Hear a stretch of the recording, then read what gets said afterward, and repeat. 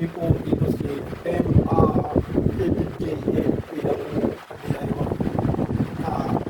Itong gagawin natin, ito yung may vlog ko na dati. So, nung i-vlog ko to, nung tinesting ko, medyo nagkaroon pala ng problema ko sa loob ng compressor kasi sa pump niya. Lumuwag ng konti yung tornilyo kaya na-disalay ng konti yung gasket, yung opening.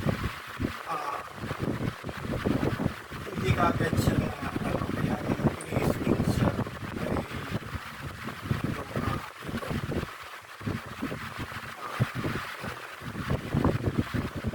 so makikita niyo dyan.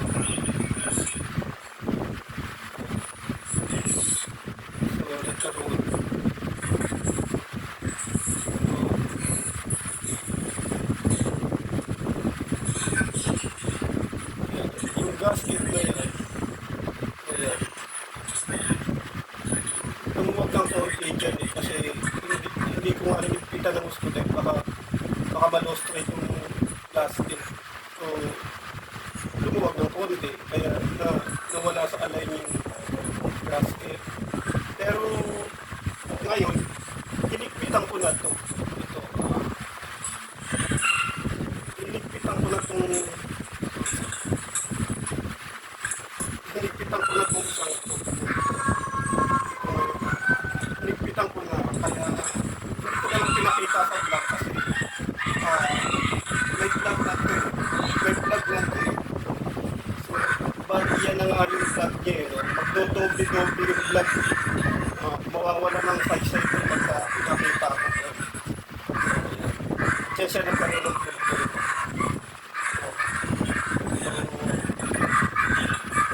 Nung magka-problema dyan, ang nangyari,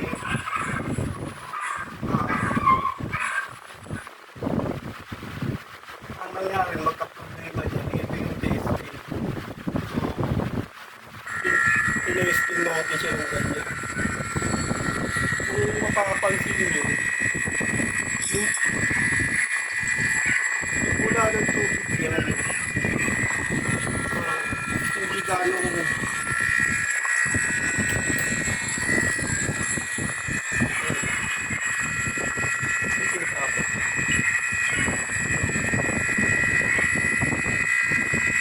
yung wala ng tubig, hindi ganong malakas. Kaya nung nandito siya sa anak ko para gamitin. Sabi nung anak ko, hindi pa raw galing maganda yung buga ng hangin. So, pinalik sa akin. Ito nga pinalik sa akin.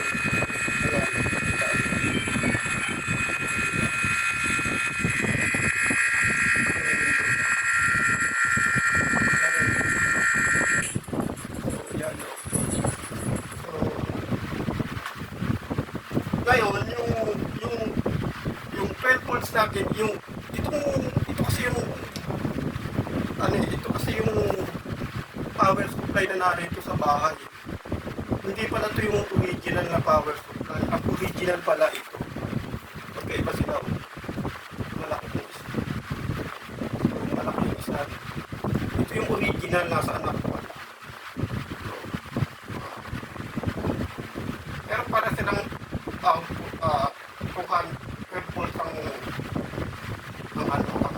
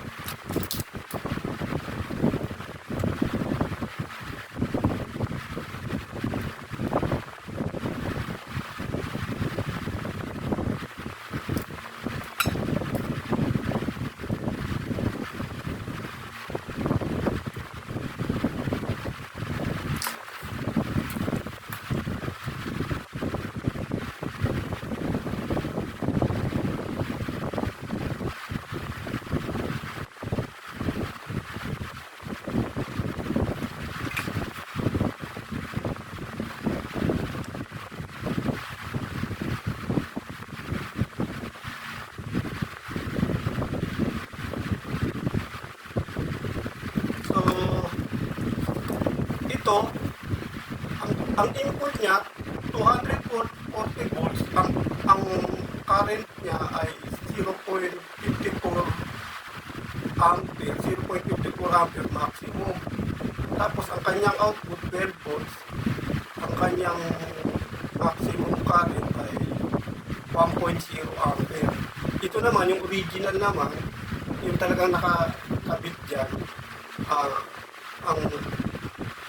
ang kanyang input ay 240 volts, ang current niya ay 0.60 ampere, mas mataas to ng 0.6. Tapos yung output niya 12 volts din. Ang output niya, ang output current niya ay 2000 milliampere. So 2 ampere po, lamang to ng 1 ampere. Una natin ang ito yung una eh.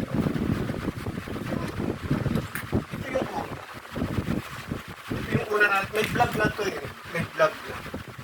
So, una natin siya ng voltahe. Ang voltahe niya ay yan nga 11. Pag computer ginagawa, so 11 yung kanyang output current. So ito ay nakasaksak sa ilalim. Ito nakasaksak sa ilalim. 11 siya. Kaya nakasaksak sa ilalim. 11. So hindi siya pasok ito sa tempo. Pero gumagana siya. Ngayon, ito naman,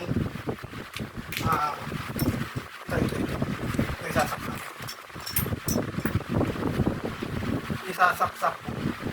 Pag sinukaratan natin siya, ang voltahe niya ay 12. So, 12 yung voltahe niya, sakto siya 12 volts. So, yan. Ngayon,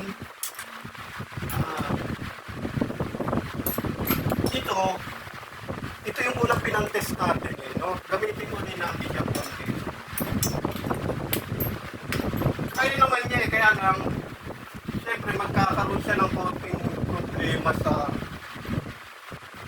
sa capacity. Pwedeng madali siyang uminit o madali siyang masira kasi lamang ito ng 1 ampere kesa sa kanya eh, 2,000 milliampere to 2,000 milliampere to ito 1.0 ampere. Kung ikukumpara sa milliampere, parang 1,000 milliampere. So, natin, ikabit natin. I-test natin yan.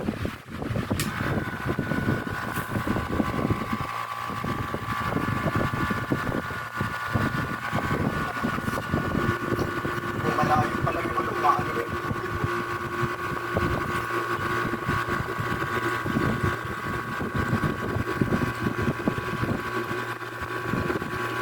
Para mo siya dito.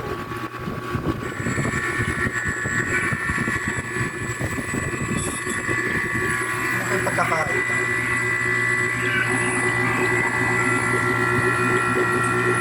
Ito yung isa.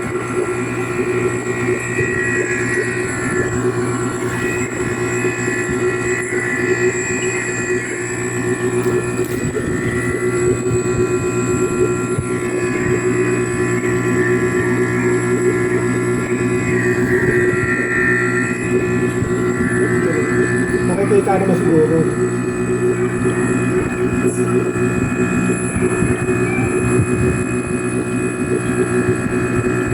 Mas kakaiba to. Mas kakaiba ang kanyang mas kakaiba ang kanyang talagang umaalim talaga eh. So, kung titingnan mo siya, talagang siya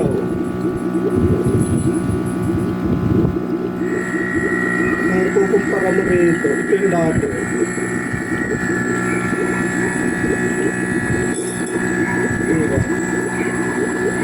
Iba ang bula nito ngayon. Iba ang iba yung alimbukay nung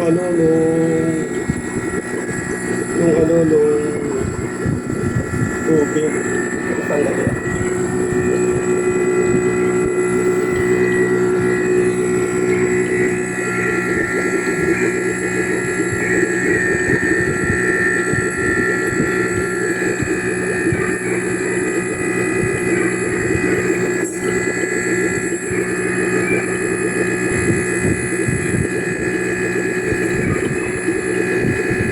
Magkaiba. Mas malakas talaga ito.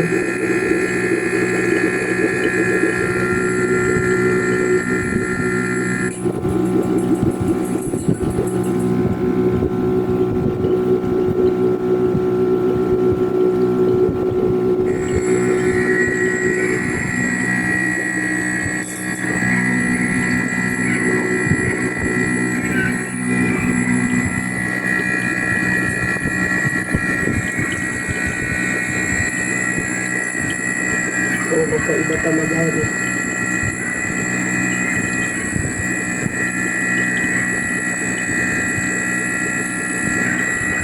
Dito sa cellphone, parang ano lang siya eh.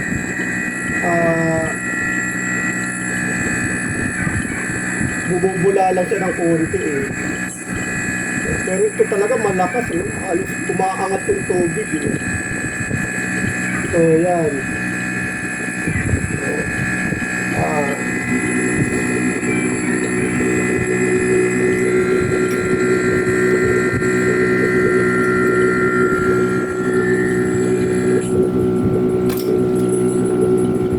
so, bali yan. Ganyan. Ite-testing naman natin yung ano. Ite-testing natin yung isa. Yung ito kasi yung 11 volts eh. No?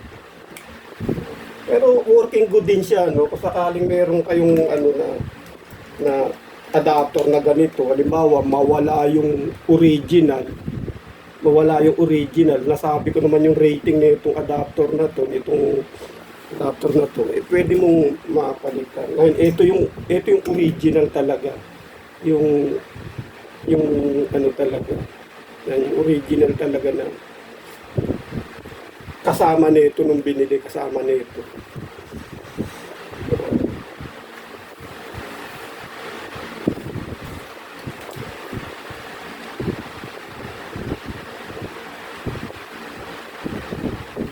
Okay.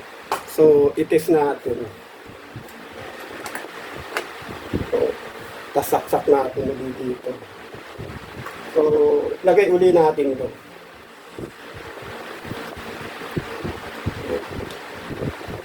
So, ayan.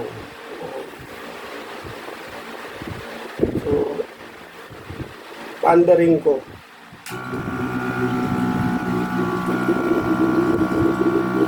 Medyo parang mas malakas-lakas to kasi kumpleto yung voltahe niya eh. 12 volts talaga siya, medyo nadagdagan ng konti yung lakas niya oh. O, di ba? Medyo nadagdagan ng konti yung lakas niya oh. So, panda rin natin ito.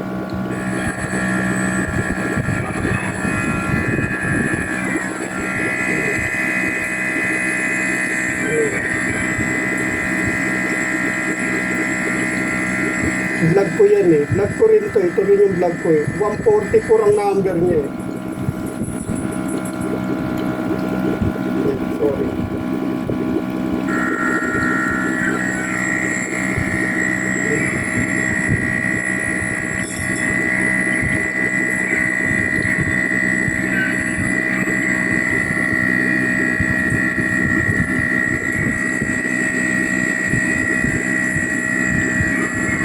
Nakakita ako yung comparison na yun.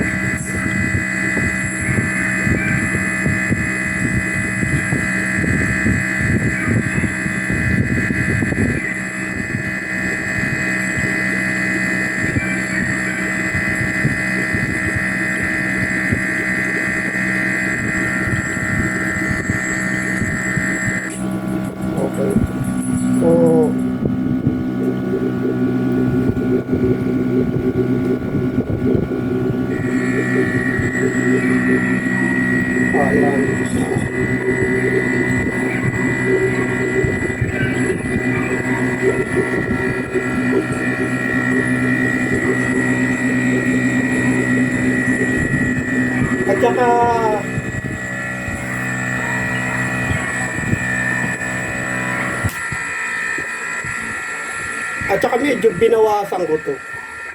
Medyo binawasan ko yung haba nung nung hose niya para medyo malakas-lakas yung pwersa panlabas, no. Kasi ito naman, bali binawasan ko siya ng ganito kahaba. Ayun, ganito kahaba. Binawasan ko siya ng ganito kahaba. Kaya medyo umikli na siya, hindi na katulad ng dati na mahaba. Kasi ito naman, halos katabi lang nung halos katabi lang to nung cake na ginagawa ng anak ko.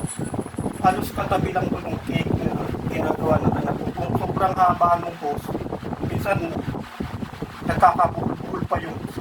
Kaya minsan nababalukol ka doon.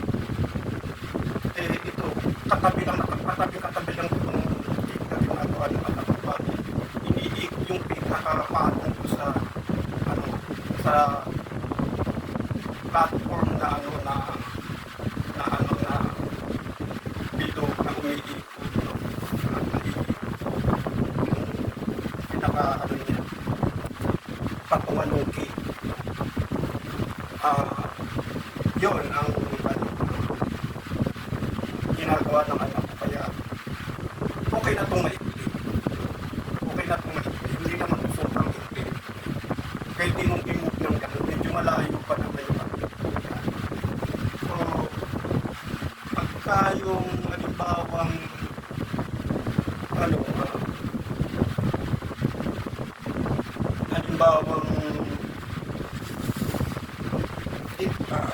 pwede mo pang testing ito ng isa pa. Halimbawa na kasi sa hangin. So, malakas talaga yung hangin na niya.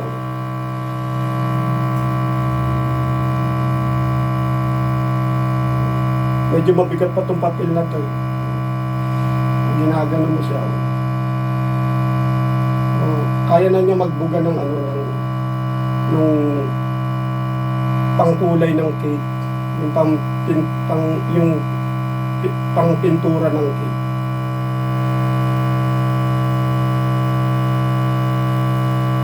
Hindi naman kinakailangan sobrang lakas na ito dahil baka sumirit naman ang gusto, hindi na maayos doon sa pintura. So, yan.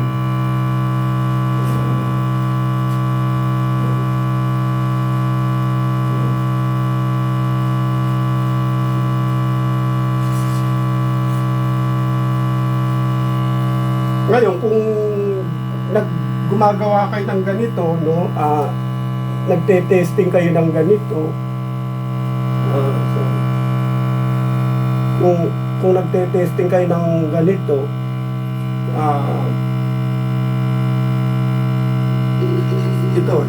dito nyo sampulan. Kuha kayo tubig, sampulan yung ganito. Tapos isampul nyo dun sa cake na ginagawa nyo kung okay na yung yung kanyang buga. Ngayon, kung sa ganyang klaseng buga ng hangin at hindi pa rin siya ganong maganda,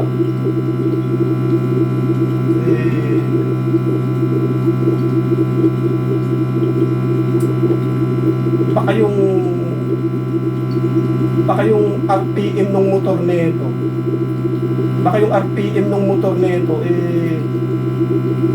hindi na sakto doon sa talagang original na nung bago.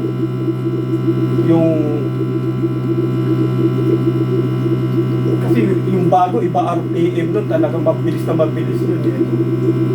Baka doon na may problema, medyo bawas na yung RPM niya, hindi na siya gano'n. Bibili ka talaga ng bago na ganito, wala namang nabibiling pyesa to.